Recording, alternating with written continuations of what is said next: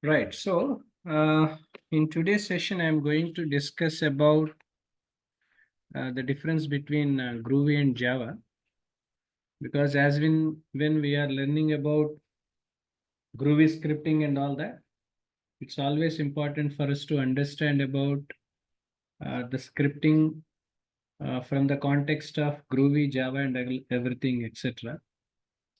In this regard, it's always important for us to know about the difference between Groovy language and JavaScript, Java language, not scripting part. Okay, before we are getting into the difference as in when we see, because in tomorrow's session, I'm going to discuss about the differences among these things, what are the differences and all Java scripting, Perl scripting and all everything. So this Groovy scripting and all everything are being used.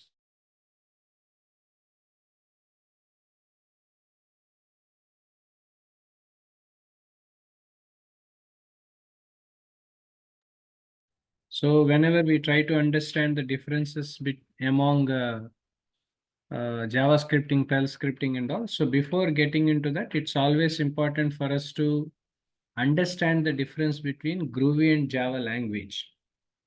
So when you try to understand about the difference between Groovy language to Java language, the first one is about definition, wherein whatever the kind of Groovy language which we are using, everything is based on the Java virtual machine itself. So persons who wants to learn Groovy scripting or Groovy language, people who are from Java background, people who are having experience in the Java programming language, wherein by running the Java languages and all everything, working on the Java virtual machines by implementing JDK and all everything.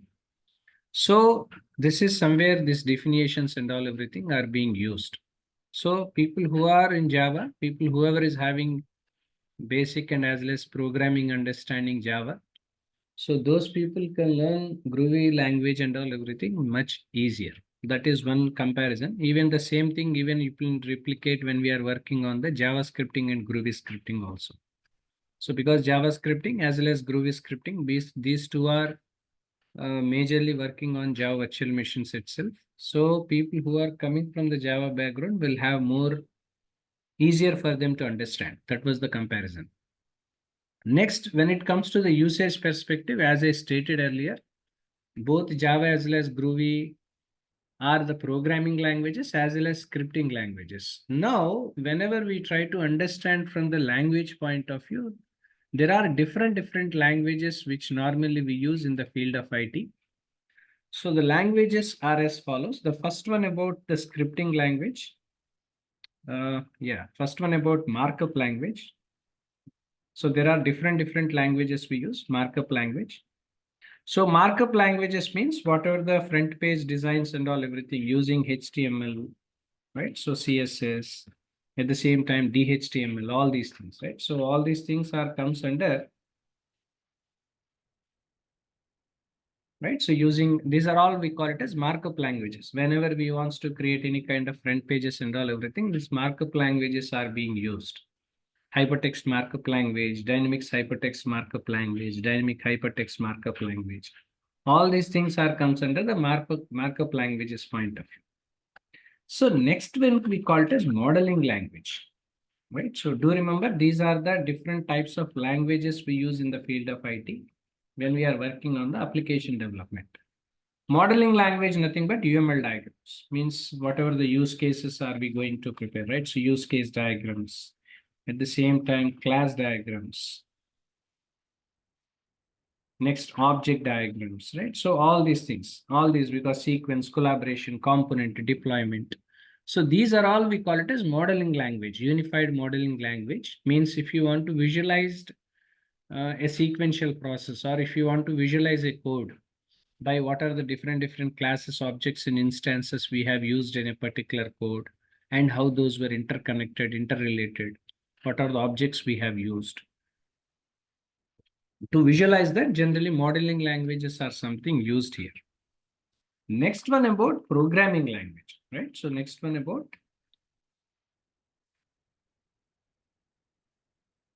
programming languages, right? So whatever the programming languages, as is told you, right? Java or C, C++.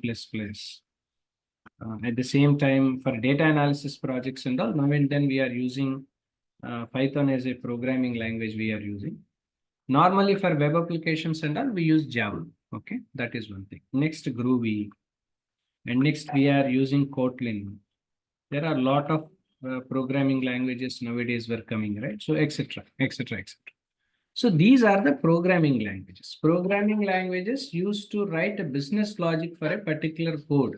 For example, you want to write a business logic for a particular program. Let's say, for example, 1 plus 2 equal to 3. So 1 plus 2 equal to 3 is 3, right? So 1 plus 2 equal to 3. So how system understands? System understand the way of a program and the way of a language which system should understand. Because normally human, when we are communicating in different languages, like whether we are using English as a language to communicate one among all. In the same manner, when you want to provide some instructions to the system, it must understand the language, what it should be. For that reason, generally, the programming languages are something is being used. Java, C, C++, Python, Groovy, Kotlin, all that. So that we are writing a code, we are implementing a business logic for a functionality of adding two numbers. Either it can be 1 plus 2 or it can be 500 plus 300. Writing a business logic for a functionality of adding two numbers, automatically you get the result. So for example, 1 plus 2 you have given as an input, you get a result called 3. So this is where generally programming languages are comes under picture. Next is scripting languages, right? So whatever, right? So what is scripting languages means, for example, Java scripting, right? So at the same time, Perl scripting, VB scripting, next Groovy scripting, right? So these are all are comes under the scripting languages. Scripting languages are used for scripting purposes. Means if you want to simplify the kind of communication between the programming languages, or if you want to simplify the activity. For example, there are different images which you wants to streamline and which you wants to upload. If you want to streamline and as well as make it in one uniform sizes of the images and all, what we can do, we have to do it everything, you have to do it individually. In spite of it, what we can do, using a scripting language where we can do the scripting part so that automatically it will be realigned. So communicating between different programming languages and all, making it more simplified. This is where generally scripting languages are being used. So after scripting language, scripting languages. The next we call it as query language, right? So query languages. Query languages means to extract the data from the database, right? So we use different queries. For example, SQL and all everything are being used. Structured query languages, if you want to extract the data, insert the data, update, delete, right? So for that purpose, query languages are being used. So these are the different languages. One and again, we use this whenever we are working on the project. Either it can be a markup language, it can be modeling language, it can be a programming language, it can be scripting languages, query languages are comes into picture. Now, coming back to the point, this is where generally the usage part is. Either it can be Java or a script Groovy. These two are something used even for programming, at the same time even for the scripting purpose also. Next one, you need to understand the disk integration part, because we have an advantage, especially when you're trying to compare with Java and Groovy. These two are based on the Java virtual machine itself, because JVM is the base point even for Java to start with, even for Groovy. So Groovy can be integrated with any of the scripting applications, like because whenever we are working on the web applications mainly, even for Java applications and Groovy and all.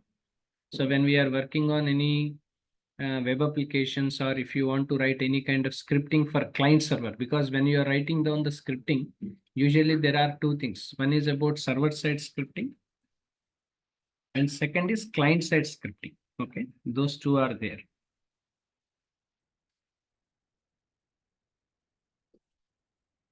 Right, server side scripting and client side scripting. And later on, it will be server-side programming. Later, we write the server-side programming. After that, client-side scripting, client-side programming will be written. Okay, server-side scripting and server-side programming. So for server-side and classless client-side scripting and all, Groovy scripting and all, everything are being used, even Java, all that.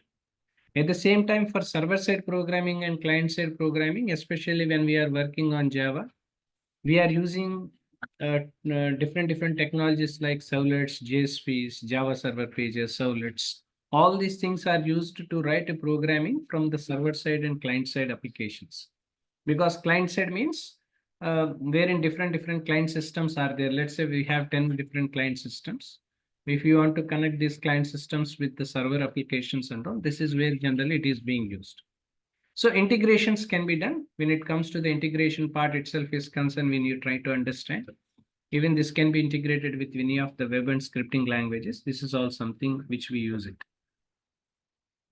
Next, when you're trying to understand the comparison from the context of the platform itself is concerned, Groovy is supporting any of the operating system, whatever the kind of operating systems we have. Majorly two operating systems widely we use. Either it can be Windows or Linux operating systems. Linux means it's all comes under the Unix flavor, like Unix, Linux, Sun Solaris, right? So different operating systems are we using, right? So when it comes to the platform and all, either Groovy or Java, this is all something which are using for different operating systems. This can be used, but Java majorly supports for cross-platform operating systems, wherein Groovy can be used for any operating system or a platform.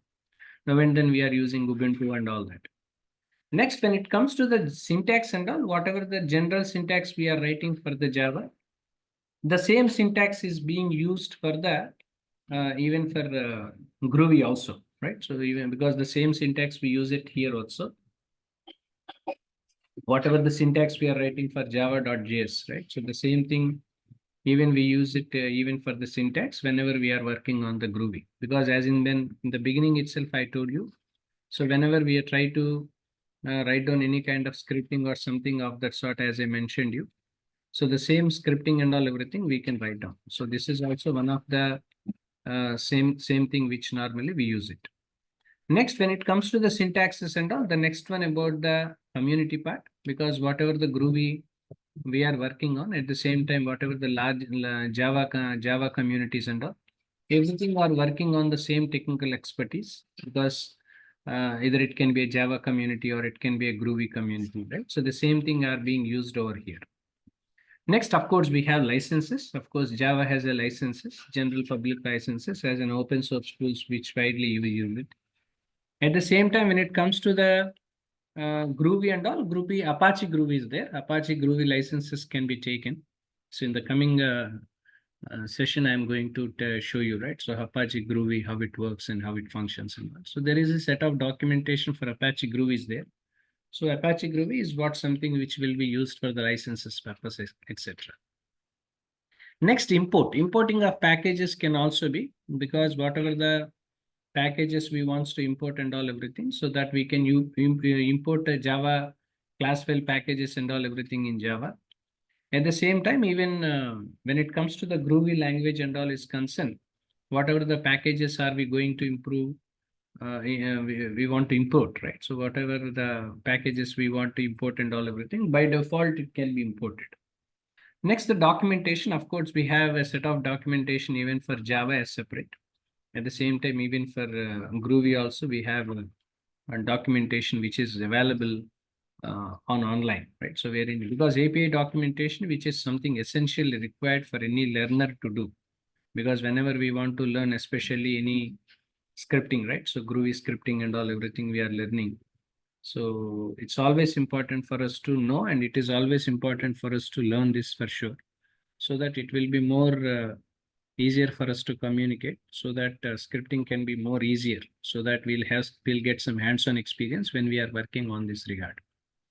So this is all about the session in context to the comparison of Groovy and Java is all about. In the next session, I am going to explain you this, right? So how different Java scripting and Perl scripting and Groovy scripting, right? So what are the differences among Java, Perl and Groovy scripting? So how it is different and all everything that I'm going to explain in the coming session. Right. So this is all about the session today. If you have any questions, please reach out to me. Thank you.